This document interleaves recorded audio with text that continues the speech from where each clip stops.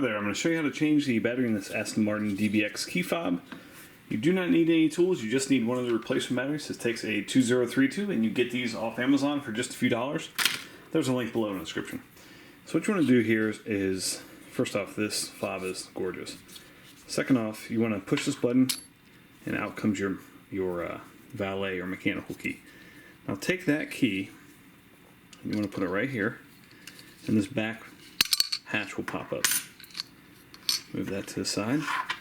Then take your mechanical key and stick it right here, and that'll push out this little tray here. Take your fingernails.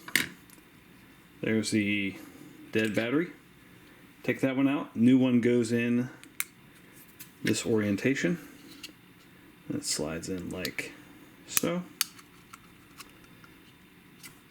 And this clips back in. And then just slide your mechanical key back in. There you go. Pretty simple. That's all you need to do. Thanks so much for watching. Hope this was helpful. Make sure you hit that thumbs up button.